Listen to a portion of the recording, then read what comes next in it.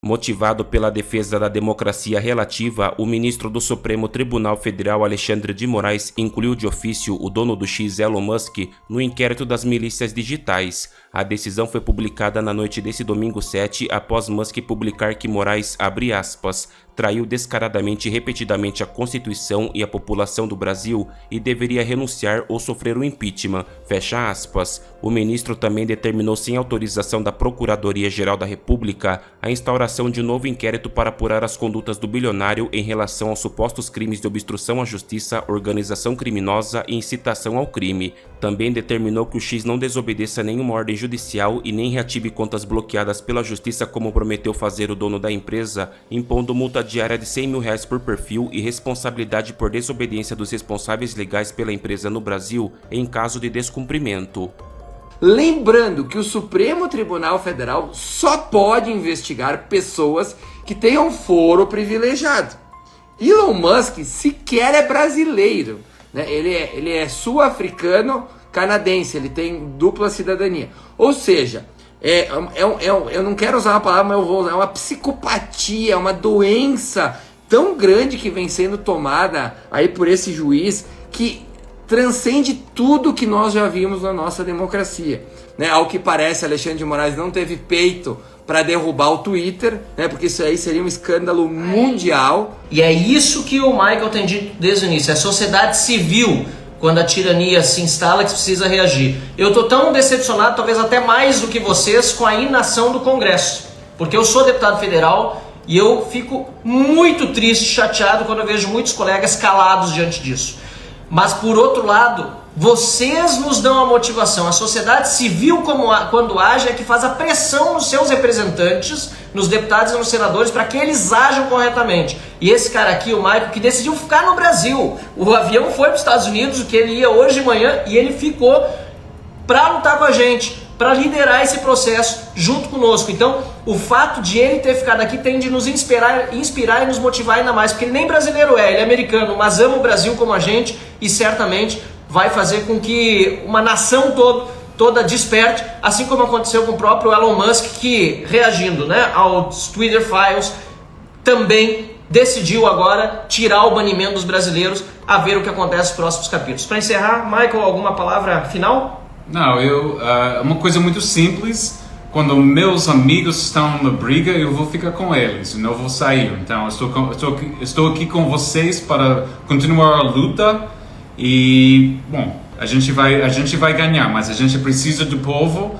Então, é importante que vocês continuem a utilizar o X, ou o X, utilizar o Instagram, dizer para os amigos e veja a televisão, veja as notícias. Se eles não falam dessa situação histórica, que nunca aconteceu em nenhuma parte do mundo, né? É histórico para o Brasil, é um momento histórico para X, para a mídia social. Se as notícias, se a mídia não está dando cobertura a isso, você vai saber alguma coisa, né?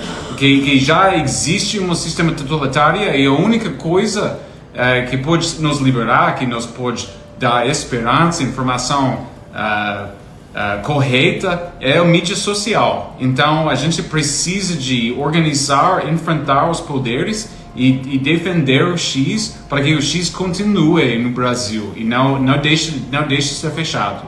Então houve sim uma série de constatações e perseguições durante a eleição. E não nos esqueçamos, por exemplo, da perseguição a empresários que apoiavam Jair Bolsonaro, como é o caso do velho da van, né, Luciano Hang, que teve a sua rede social, e ainda a tem, bloqueada por Alexandre de Moraes, porque ele julgou que em uma conversa onde o Luciano sequer se manifestou de um grupo de WhatsApp vazado pelo Metrópolis, ele teria ficado calado, né? E alguém teria dito que se o Lula ganhasse, teria que ter uma intervenção, alguma coisa assim. Então ele bloqueou a página do Luciano Hang de uma forma completamente absurda. A gente tem que lembrar aqui que um juiz, tá, numa república que funciona, não é o nosso caso, ele é pago para julgar. Vamos lá de novo, ele é pago para julgar. Ele não é pago para abrir processos e investigar. Para isso existe a Polícia Federal, existe o Ministério Público, existem outras instâncias. E o Alexandre de Moraes tem um inquérito chamado de milícias digitais. Este inquérito que ele inclui todo mundo que ele não gosta ou que ele considere que pode trazer algum risco à democracia, né, na cabeça dele. Em todo o planeta civilizado isso não existe. Aqui no nosso país isso existe. E aí o Elon Musk começou a usar o seu Twitter e disse uma frase... Quem é que investiga esse inquérito das milícias? Ninguém, deveria ser o Senado. Né? E aí o que acontece? O Elon, né? Vamos falar em inglês, o Elon Musk. Vou falar o Elon, que é mais fácil. E aí ele falou, olha a gravidade, pessoal. Houve uma denúncia, né, que o ministro Alexandre de Moraes teria feito reuniões junto à Polícia Federal e a representantes do X ou ex-Twitter, né, para perseguir e mandar gerar provas contra opositores de Lula, defensores de Jair Bolsonaro. Neste caso, pelo que eu apurei, até Marcel Van Hatten estava, né, nessa lista aí. Coisa que é completamente inconstitucional, pessoal. Um juiz fazer reunião com uma plataforma para que eles entreguem provas, as pesquisas, o que foi colocado na rede, isso é completamente inconstitucional, isso não faz o menor sentido. E aí o que aconteceu? O Elon Musk fez alguns tweets, né, dizendo que vai revelar esses e-mails para a sociedade brasileira e para o mundo. Mas Marcon, por que o Elon Musk tem tanta importância nos seus twitters? Primeiro, ele é o homem mais rico do mundo. Tá, enfim. É um doce. Tem mais dinheiro que nós, tudo junto. Tá? Certeza. E ele é o dono de uma das maiores redes sociais do planeta, que só não é autorizada em países como Rússia, China, Nicarágua e que é liberada até na Venezuela, para vocês terem uma ideia, tá? Até na Venezuela. E aí o que aconteceu? Ele disse que iria revelar esses documentos e pediu que o ministro Alexandre de Moraes ou renunciasse ou fosse cassado. E o Moraes respondeu hoje à noite, agora, há poucos minutos, ele respondeu, incluindo... Olhem o nível que nós chegamos no nosso país. Ele é o terceiro mais rico do mundo. Terceiro mais rico do mundo. Olhem o nível que nós chegamos. O Elon Musk foi incluído no inquérito das milícias digitais, chefiado por Alexandre de Moraes. Lembrando que o Supremo Tribunal Federal só pode investigar pessoas que tenham foro privilegiado.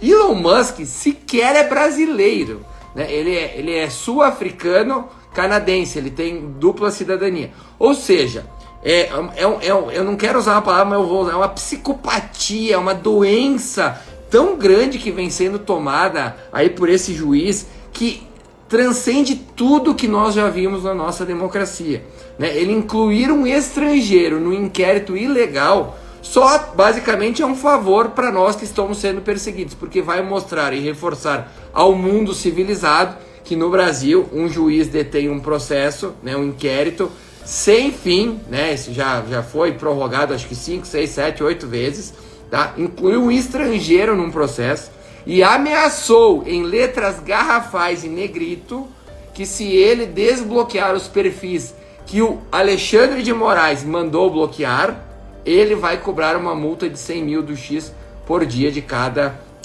perfil que ele mandou bloquear, que são muitos, né? A gente sabe que são muitos. E a gente sabe também que somente em uma ditadura pessoas são proibidas de falar. Não é algo natural, não é algo democrático que as pessoas sejam proibidas de falar. E o que mais chama a atenção é que todas as pessoas que foram banidas de falar são de direita conservadoras. Por exemplo, o Janones, que confessou fazer fake news durante a campanha e confessou fazer rachadinha do seu salário, lá, salário dos seus assessores, sequer teve suas redes sociais bloqueadas ou algo do gênero. Ou seja, ele só faz isso com pessoas conservadoras e de direita. E aí muitos me perguntam, mas Marcon, quem poderia parar isso? Quem poderia parar isso se chama Senado Federal. Ah, Marcon, mas o Senado por que não faz nada? Aí nós precisamos ter uma introspecção no nosso voto. Os gaúchos, por exemplo, elegeram Paulo Paim. Paulo Paim é do PT, né? Ah, mas o Paulo Paim é um cara calmo, é um cara que não está defendendo a democracia. Você nunca viu ele falar sobre liberdade de expressão, é um petista.